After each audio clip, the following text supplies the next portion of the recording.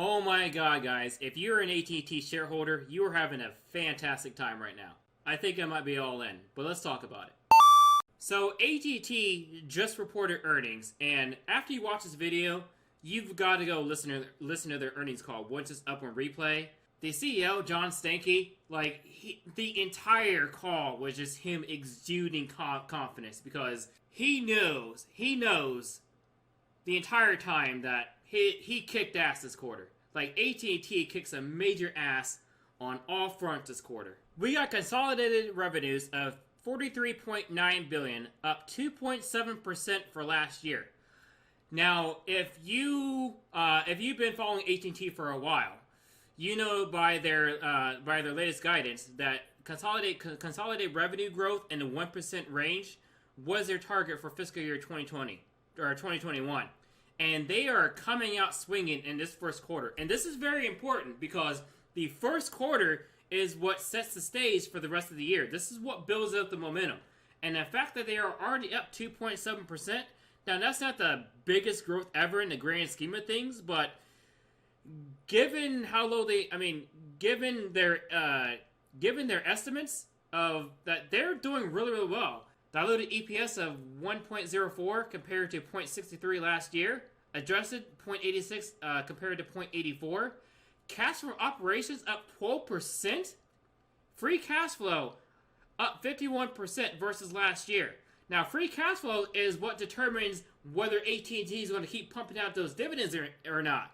And the fact that it's up this much, AT&T is doing very, very well.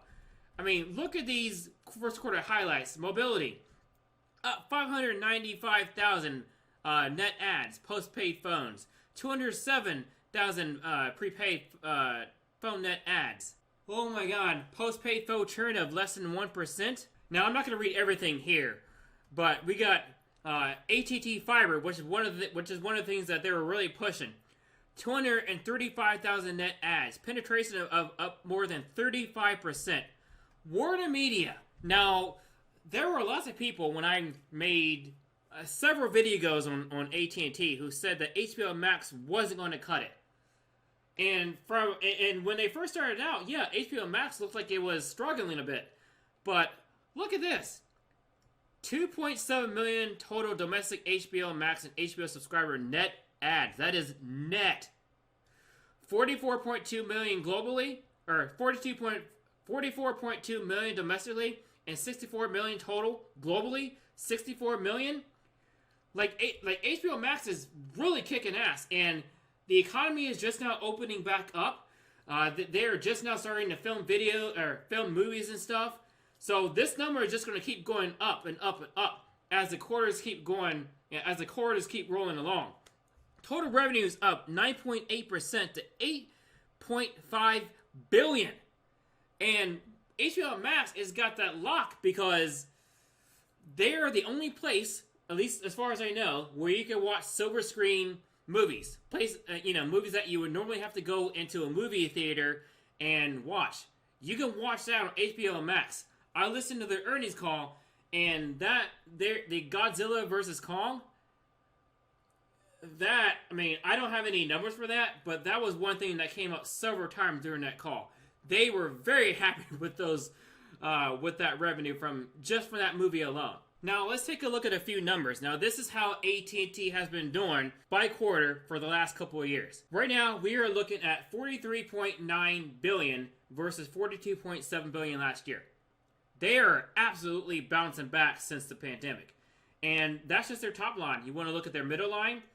Total operating income, $7.6 billion versus $7.4 billion last year. And their net income. Now, last quarter and last year, they ended at a loss. But net income, we're talking $7.9 billion. And that is net. Let me take my webcam out for a second. As far as their CapEx, they managed to reduce that. And they've remained strong for the dividend. They haven't raised it, but they also haven't cut it either, which is a very, very good piece of news. So just to give you some comparison versus some estimates, I'm pretty excited by this news. I'm actually feeling really, really good about this. I'm like, if you've been let me go off topic here. If you've been an AT&T shareholder for a while, if you've been following my channel, if you would have bought when I said you're doing really, really pretty right now. But just to give you some analyst estimates, they were expecting 42.6 billion, which AT&T beat at 43.9, and the EPS of 86 cents per share beat the analyst estimates of 78 cents per share. So HBO and AT&T is kicking ass on all fronts, and you've got to listen to that earnings report. You've got to listen to that earnings call absolutely right after this video. And this is just the first quarter. Like this just sets the momentum. They're going to keep kicking ass throughout the rest of the year, if that earnings call is any indication. Now, there are a few things we have to talk about here. Now, debt is still a major problem with AT&T. That is not a secret. Their net debt rose to $169 billion by the end of the first quarter.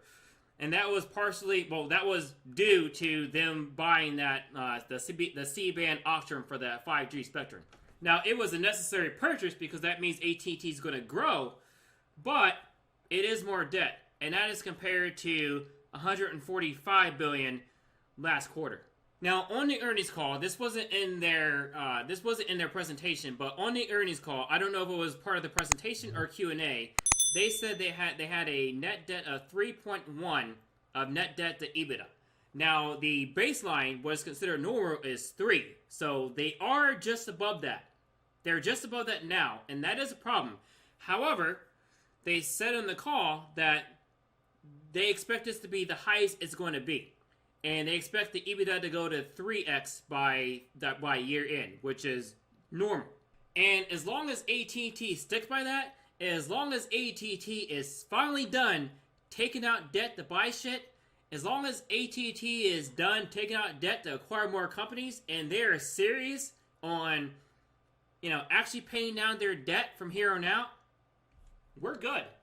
We're absolutely good. I'm perfectly happy with continuing to be a buyer of AT&T, and we're going to talk about that in a second. Now, they didn't mention raise the dividends yet. However, it is my opinion, pure speculation, that if their strong financial performance continues throughout the year, they're probably going to raise the dividends in the last quarter, which will allow them to remain dividend aristocrats and, make shareholders happy. So, as of the time of this video, I'm actually filming this during the day, AT&T is up 5.65%.